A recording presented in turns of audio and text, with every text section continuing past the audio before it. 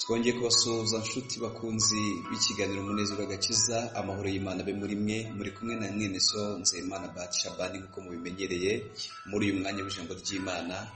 Imana iduhana umugisha. Nagira ngo dusenge maze tuganire ijambo ry'Imana. Data, mu izina rya Yesu turagushimiye ubuntu bwawe n'umugisha wawe utahemo kutugaragariza. Uyu mwanya duhaye umwanya mwiza kugira ngo tuganire ijambo ryawe. Reka ryubake imitima y'abantu bateze amatwi, abari bacitse intege, abari basubiye inyuma kubw'ibigeragezo bitandukanye, ryongere ribarememo ibiziringiro. Reka uduhe ibihe byiza nk'uko biteguye, ubuntu bwawe buganze mu mitima yacu, mu izina rya Yesu, amen. Twongeye kubaha ikaze bene data muri uyu mwanya tugiye kuganira ijambo ry'Imana. Nagira ngo dusome ijambo ry'Imana ryanditse mu gitabo cyo kubara, igitabo cyanditswe na Mose, igice cyaho cya 11, dusome n'umurongo waho wa 23. Aranditse ngo, Uwiteka abwira Mose ati, mbese amaboko y'Uwiteka abaye magufi, none urareba yuko ijambo ryanjye rigusohorera cyangwa ritagusohorera? Amen. Nagira ngo twongere dusome no mu Itangiriro igice cyaho cya 18, dusome umurongo wa 14. Haranditswe ngo, hari ikinanira Uwiteka se mu gihe cyashyizweho? Iki gihe cy'umwaka nikigaruka, nzakugarukaho Sara abyare umuhungu. Imana idufashe cyane. Bene data, mu duteze amatwi, nagira ngo tuganire ku magambo Uwiteka numva yashyize ku mutima wanjye. Ijambo rivuga ngo, tugiye kuganira ijambo rivuga ngo, ese amaboko y'Uwiteka abaye magufi? Hari igihe akenshi iyo tugeze mu bigeragezo, tukagira no mu ntambara nyinshi z'ubuzima bwacu bwa buri munsi, hari igihe bidutera kwiheba, bikadutera kwiganyira. Hari n'igihe iyo tugeze mu makuba atandukanye, usanga abantu benshi babasha gutakira Uwiteka kugira ngo abatabare, abakure muri aya makuba, abakure mu mibabaro itandukanye myinshi. Hari igihe kandi kuko Imana yemera ko turira, ariko akenshi iyo tugeze aho hantu, hari igihe twibaza ko Uwiteka ari kumwe natwe. Ikindi kigaragara, hari igihe tugera usanga umuntu ageze muri situation ikomeye, mu buzima bumugoye, akibaza niba Imana ishobora kuhamukura. Hari n'igihe ujya wumva bamwe bavuga amagambo atari y'ukuri cyangwa yo kwizera guke, bakavuga ngo ibi Imana ntiyabishobora, mbega ibi ngibi narabyakiriye kuko numva Imana itabishobora. Ariko nagira ngo mbabwire inshuti bene data muteze amatwi iri jambo ry'Imana, nagira ngo mbabwire ko amaboko y'Imana atari magufi. Iki gihe cyari igihe gikomeye ku Bisirayeli, cyari igihe gikomereye Mose, kuko yabonaga Abisirayeli benshi batari kumwumva. Yabonaga Abisirayeli benshi bagowe, bafite ibibazo bitandukanye. Byari biturutse kuki? Uru rugendo Mose yabanyemo n'Abisirayeli rwabaye urugendo rurerure cyane. Hanyuma bari mu butayu, bagira ahantu hamwe ngo abanyegiputa bari kumwe n'Abisirayeli ngo batangira kwifuza ngo inyama n'ibitunguru byinshi ibyo babonaga mu Egiputa batari kubonera mu butayu. Mbibutse ko ahangaha mu butayu babonaga ibyo kurya biturutse kuri Mana, ibyo bitaga mana. Uwiteka yajyaga agira ikintu akora ngo umutsima ukaza, akabaha ibyo kurya biturutse mu gihugu cyo mu ijuru, bikaza bikagwa hasi, bakabitora, bakagenda bagafata ibyo kurya. Ikintu cyagiye kuntangaza nuko akenshi Imana imenya ubuzima turimo, Imana imenya ubuzima tubayemo mu bundi buryo butandukanye. Rero nkwibutse mwene data, ushobora kuba ufite intambara, ushobora kuba ufite ibigeragezo bikugoye, ariko njye nkubwire ngo Uwiteka niwe umenya amakuba yawe. Icyamukarorera rwose ko kwishimikiza ku bindi bintu runaka bijya bishira, bihinduka ari by'ipfabusa. Hanyuma ngo bari kurira, Abisirayeli nabo barirana nabo. Ijambo ry'Imana ryarambwiye ngo batangiye kurira, bakavuga ngo twibutse ya mafi twariraga ubusa tukiri muri Egiputa, n'amadegede n'amapapayi n'ubutunguru bw'ibibati n'ubw'ibijumba n'ibitunguru cumu, ariko none turumye, ntacyo dufite, nta kindi tureba kitari Imana. Bene data, nagira ngo babwire, muri kamere muntu, iyo umuntu yabashije ari mu bibazo bitandukanye, hari igihe akenshi yibagirwa ineza y'Imana. Hari umwe wavuze ngo umuntu amaze ibyumweru 2 arya, ngo yumva ko mu buzima bwe atigeze asonza. Iyo umuntu ashobora kumara ibyumweru 2 adafite akazi, yaramaze igihe kinini akora, ngo yumva mu buzima bwe akenshi yibwira mu buzima bwe atigeze abona akazi, cyangwa akumva nta byiza yabona. Uyu munsi yaba babaye akibagirwa ibyiza Imana yamukoreye. Abisirayeli bari aha hantu babonye imirimo n'ibitangaza Imana yabakoreye. babonye uburyo Imana yabarindiye mu rugendo rukomeye igakora ibitangaza mu Egiputa. Ibaze ahantu bavuga ngo twibutse abafi n'ibyo byose n'ibyo twariraga gusa. Ariko se kuko utekereje usanga usibye ko mu muntu yibagirwa vuba usanga barabiriraga gusa. Ibuka nawe uburyo babumbaga amatafari igihe kimwe cyageze ngo Farawo akabongerera n'ibyo bakoraga, akavuga ngo uwabumbaga amatafari 100 abumbe 200, noneho n'ibyatsi n'amazi bajye kubyizanira.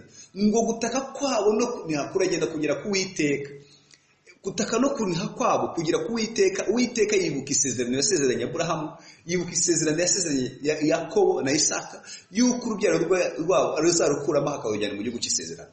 Atangira kubakura muri ubwo buzima. Ariko wumve bari bageze mu butayu, baravuga ngo twibutse ibyo twaryaga twabiriraga gusa. Ariko ntabwo babiriraga gusa, ahubwo bari bafite intambara ikomeye mu bundi buryo. Ariko nuko umwana w'umuntu kwibagirwa akenshi ari ikibazo. Kwibagirwa biravuna. Kwibagirwa bituma umuntu yageze mu bibazo aterwa n'amajwi menshi ya Satani akamukura ku Uwiteka akabura ibyiringiro. Imana idufashe cyane. Nagira ngo mbibutse bimwe mu bintu Imana yakoraga ndetse yagiye bakorera mu bundi buryo butandukanye bari mu Egiputa. Ndako bari mu rugendo. Bari mu rugendo bageze mu butayu, abantu bagerageje kwiga bakamenya uburyo wenda ubutayu muri desert haba hameze. Ku manywa haba hari ubushyuhe bukomeye bufite dogere ya Celsius irenga 50, kubera ko hari ibyo bita cloudless, nta bicu bihari bibasha kwakira imirasire y'izuba ngo bigabanye ubushyuhe buturutse ku mirasire y'izuba. Rero kuko mu butayu hakira nta bicu bihari, cyangwa ozone yaho ifite ikibazo bitabasha kwakira ibyo bintu, cyangwa itakira iyo mirasire y'izuba ngo ibashe kwigabanya. Izuba ubwaryo iyo rivuye direct riraza rikagera ku bantu cyangwa rikagera kuri ubwo butaka. Niyo mpamvu uzasanga kenshi mu butayu iyo ari ku manywa haba ubushyuhe bwinshi, hanyuma nijoro hakaba ubukonje bwinshi cyane. Kubera iki? Izo fenomena cyangwa mu buryo bikorwamo ubusanga ntabwo icyo gicu nyine kuko kibasha kugabanya ubushyuhe, kibasha kwakira ubukonje ngo kibugabanye bugere ku isi, ntabwo kiba gihari. Ariko Imana yabanye n'Abisirayeli muri ubwo rugendo mu buryo bukomeye, kuko ijambo ry'Imana riratubwira ngo ku manywa yababeraga inkingi y'igicu, ku manywa yababeraga inkingi y'igicu, hanyuma nijoro ikababera inkingi y'umuriro. Ibi bintu nubwo tujye tubyumva kenshi ntitubisobanukirwe, ariko kubabera inkingi y'igicu kwari ukugira ngo izuba uko rije, imirasire y'izuba ije n'ubushyuhe bwose, igicu kibutangire kibugabanye, babashe kugenda badatwitswe n'izuba kugira ngo bapfe. Kuko mu butayu hari ahantu mu butayu ushobora gufata amazi akonje ukayashyira hariya, aho kandi ukaba wagenda ugafata amajyani ugashyiramo n'isuka ukanywa, kubera ko aba afite degree Celsius ikomeye iri hejuru. Hanyuma ngo nijoro yababera inkingi y'umuriro kwari kugira ngo igabanye ubukonje bwo mu butayu, baticwa n'imbeho bari mu rugendo. Aho hose Imana igendana nabo. Ikindi gitangaje bagiye babona mu bundi buryo, ngo Imana ubwayo niyo yabayoboraga. Imana ishimwe, yajyaga ibayobora ikabavana hamwe. Bibiliya iravuga ngo uko isanduku yahagurukaga, ngo Mose yaravugaga ati Uwiteka haguruka, ababisha bawe batatanye, abanzi bawe baguhunge. Haleluya. Ngo yahagarara akavuga ati Uwiteka garuka, inzovu z'ibihumbi, garukira inzovu z'ibihumbi by'Abisirayeli. Uwiteka Bibiliya iramwe ngo niwo wabayoboraga aho bajyaga hose. Ngiyo yakambikaga aho ngo yacaga agahagarara, nabo barahagararaga. Ngiyo iyo akomeza akagenda Abisirayeli baragendaga. Byerekana ko Imana yabanye nabo mu buryo bukomeye. Wibuke cya gitare cyajyanaga nabo mu butayu ariho baboneraga amazi, byashushanyaga Kristo. Ibi bishatse kutwereka ko Uwiteka yabanye nabo mu buryo butandukanye. Ariko bagira ahantu batagira kwitutomba, bakajya bibagirwa. Akenshi Bibiliya itwereka ko ubwoko bw'Abisirayeli bwagiye bugondoza cyangwa bwagiye butakira ibihe babaga barimo ngo bakire iby'Imana bahaye mu bundi buryo. Ariko twasomye ijambo ry'Imana aha hantu ngo Abisirayeli batangiye kurira, ngo bifuza inyama, bifuza ibyo kurya. Baravuga ngo twibutse inyama twajyaga mu Egiputa. Aravuga ngo none turi mu butayu nta kindi tureba atari Imana. Ngo nuko Mose ngo yumva kurira kwabo.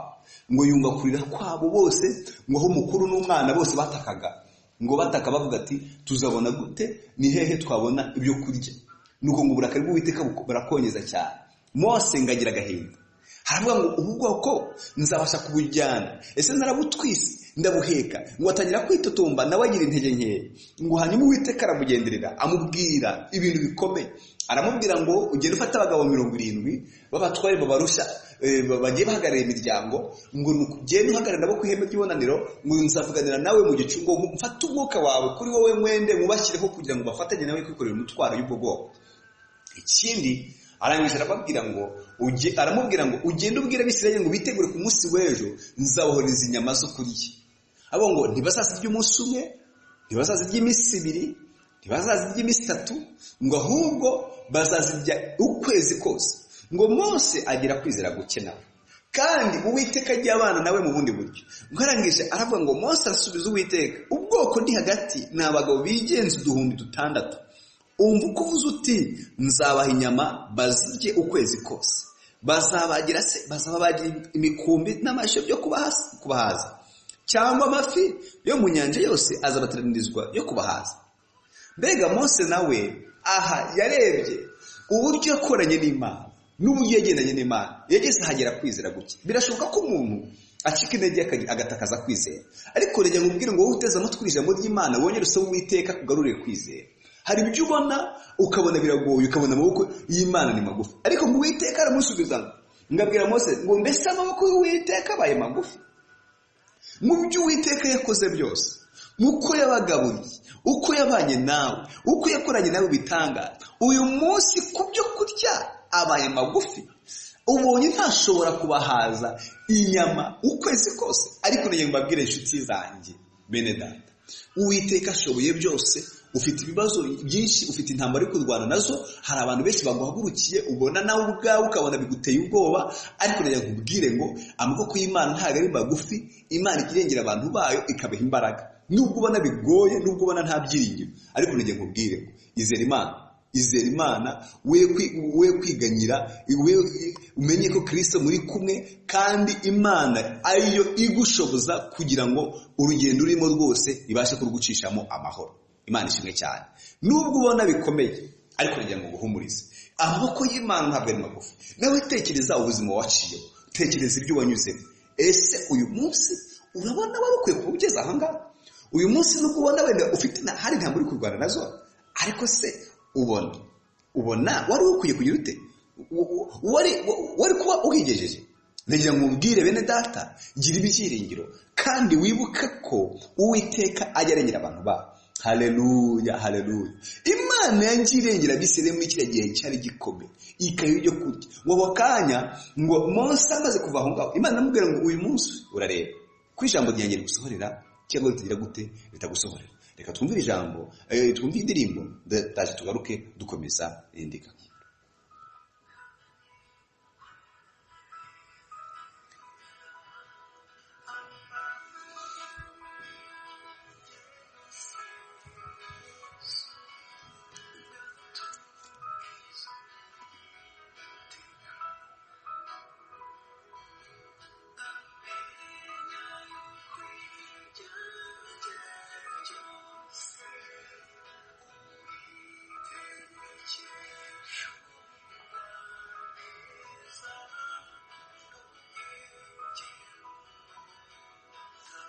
Imana ishimwe cyane mwene data. Nagira ngo nkwibutse, wibuke ineza y'Imana mu buzima bwawe. Dawidi yaranditse aravuga ngo nibutse iminsi ya kera ngo kurambura amaboko, ngo ndebye imirimo yawe mburi cyumva.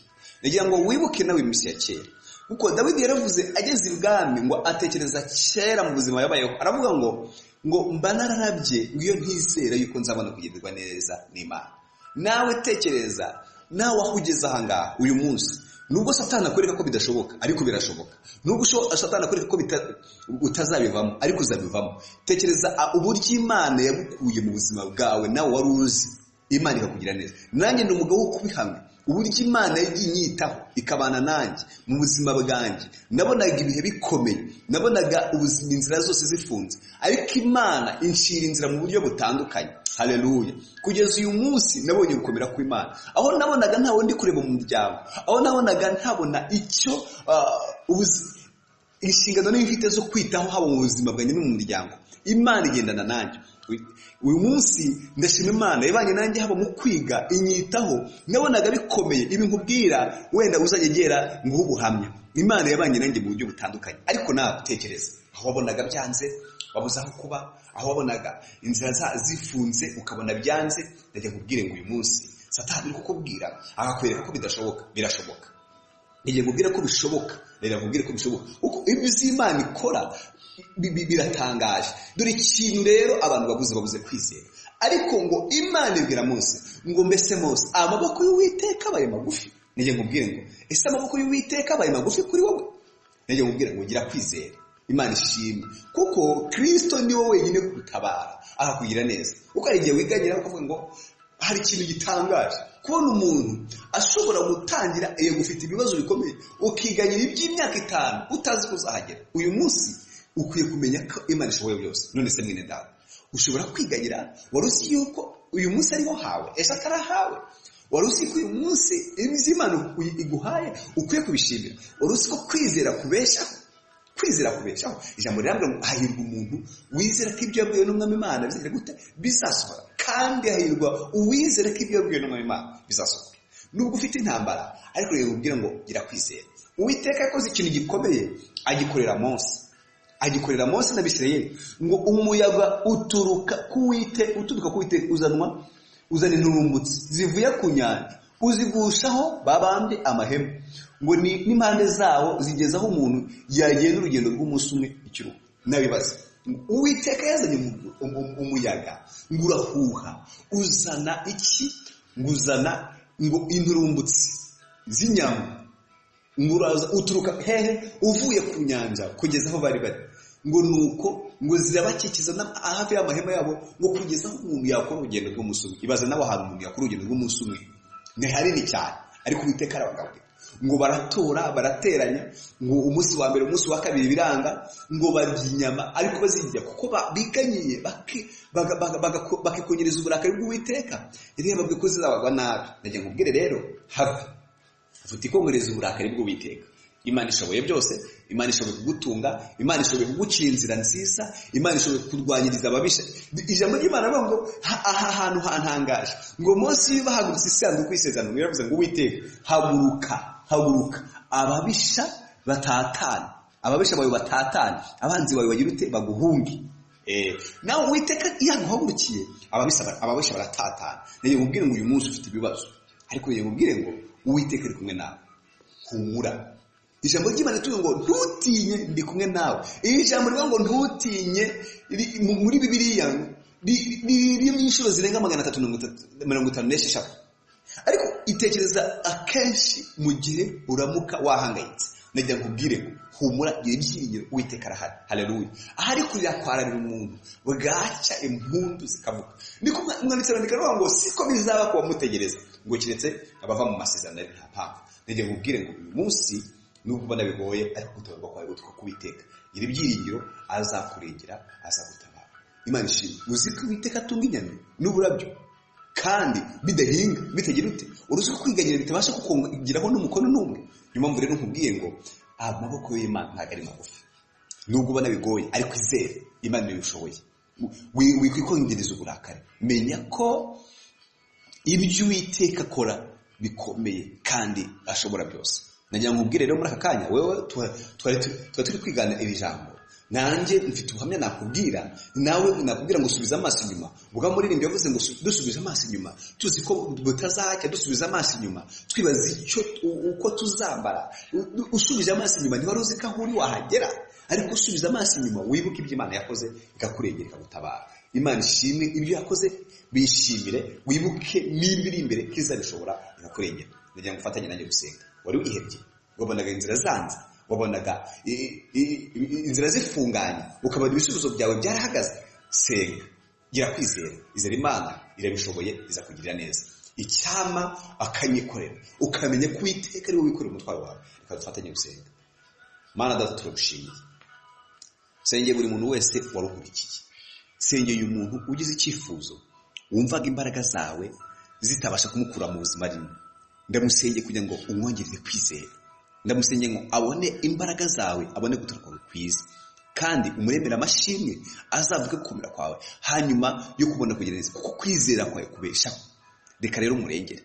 Senge n'uyu muntu warunkurikiye utarakira agakiza, umugirire neza, kuko nzi yuko ari wowe ushobora byose mu buryo bwose. Ndasenze rero kugira ngo umugisha wawe ukomeze kuboneka ku bantu bawe mu izina rya Yesu Kristo, amen. Ndabararikira kugira ngo mukomeze kujya mukurikira inyigisho, abatwereka ko izi nyigisho tubaha zibafasha. Murakoze. Hanyuma turashishikariza kuba wakora subscribe kuri YouTube channel Umunezero w'Agakiza TV, ndetse no gukurikira inyigisho zitandukanye kuri urubuga www.umunezerowagakiza.org. Hari inyigisho zitandukanye zitangwa n'abigisha batandukanye zakubaka ubugingo bwanyu bukarushaho kuba bushya. Amahoro y'Imana akomeze kuba kuri mwe, mukomeze kugubwa neza. Yesu abarinde, amen.